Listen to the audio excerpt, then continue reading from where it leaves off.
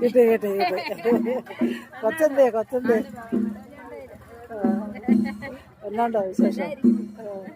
ഇന്നെന്നാ അമ്പലത്തിൽ പ്രത്യേകത?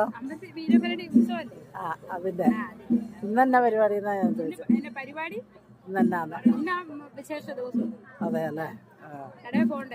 കടയിൽ പോണം.